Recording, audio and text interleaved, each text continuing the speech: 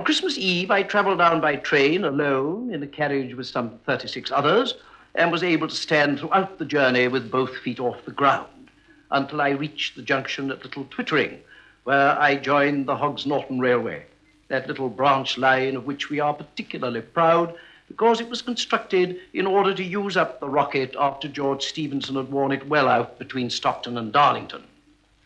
At the station, I was met by Lord Marshmallow, who was sober and obviously not himself. However, he seemed not only glad to see me, but glad to be able to see me. He drove me in his dog cart to the main entrance to the Towers, which is noted for having the only lodge gates in the country that are held together by rope.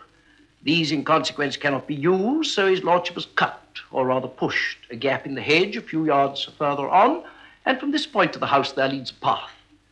I was welcomed by Lady Marshmallow herself, who was prettily posed on the front doorstep in such a way as to hide the hole made by the broker's men when they dropped the piano last Michaelmas. Lady Marshmallow, who is a barmaid in her own right, is, of course, a great-granddaughter of the notorious Comtesse Omelette au Rognon, who knew Lady Hamilton slightly and Lord Nelson far too well. I found myself quartered in the west attic, into which they've now put a bamboo bed and a picture postcard of Yokohama and called the Japanese room. I must admit that I was frankly just a little irked, because on my last visit I was installed in the state bedroom, that room in which Queen Elizabeth slept and Charles II stayed up all night. On Christmas morning, to the delight of our vicar, Canon Potter, his glorious church of St. George and all Dragons was filled to overflowing. And after the service, those who did not wait for the collection lined up in the churchyard to watch the dozen who did come out. The walk home was a protracted business by reason of Lord Marshmallow's slow rate of progress, due to his custom of wearing his boots with the tags attached to each other by string, on the principle that, as he says, if you lose one and find the other, you've got both. Christmas dinner was served in state in the great hall, a magnificent chamber, open everywhere to the roof, and just where I was sitting to the sky. Never before have I eaten turkey with one hand and held up an open umbrella with the other. Christmas dinner at Hogsnorton always provides some delightful surprise. This year, it was the arrival of 2 men and a boy to cut off the gas. However, in the great fireplace, in the absence of a Yule log, there was burning an old sofa, the flames from which lit up the walls covered with their trophies of the chase, and here and there, as in the case of a pair of handcuffs, of the capture. Enhanced, too, by the same soft light was the beauty of the priceless Chinese wallpaper, with its unique pattern repeating the charming submarine motif of wavy seaweed avoiding a ship's bottom.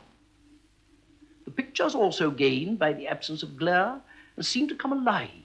Particularly was this noticeable in the 2 great works, each 40 feet long, of the unfortunate Haydn, which portray respectively the historic moment when William and Mary, having been presented with a Bill of Rights, are both refusing to pay it, and that less dramatic occasion when the Prince Regent publicly thanked Wellington for the boots. But transcending all was the firelight's jeweled effect upon the Persian rug which lay before the hearth itself, a rug of such undoubted quality that one wonders why it was thought necessary to weave into its pattern the words first class, together with the Persian symbol of good luck formed by the letters GWR. Later, in the blue drawing room, we tossed up to decide who should pull the cracker, after which annual event Lord Marshmallow played poker with his guests until he'd won the cost of their keep, when he developed drowsiness and snored a semitone lower than the lady singing Christians Awake on the wireless. The next 2 days were devoted to sport. On Boxing Day, there was the customary children's meet of the Hogsnorton hunt. The Hogsnorton country is by no means an ideal fox hunting one because of a total absence of foxes. However, there is always our old friend, the bag fox, and our master of foxhounds, Lord Marshmallow, acquires them in assorted sizes and sexes at 10 bob a time.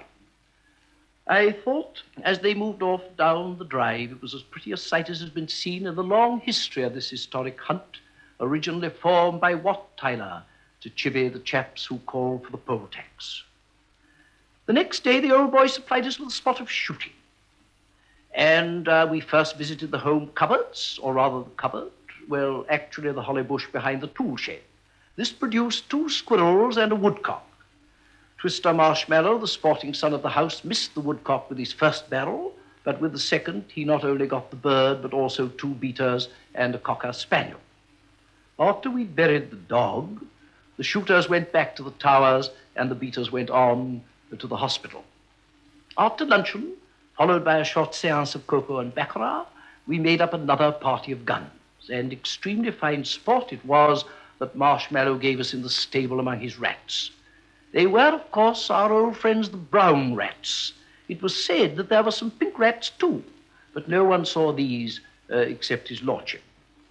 That evening, in the drawing room, the rats returned our visit, but with the aid of a toasting fork and a statuette of the Venus de Milo, we accounted for 2, one in the harmonium and the other behind the portrait of our host's godfather, Prince Ali Khan. So ended a smashing Christmas, which only once looked like having its harmony broken. And that was when one guest asked another if he were related to someone of the same name who was up at Dartmoor in 1901. Fortunately, the domestic chaplain, the Reverend T. Cake, was present and was able to pour oil upon the threatening waters by remarking that it is only at Oxford and Cambridge that men go up and down. At Dartmoor, one goes in and out.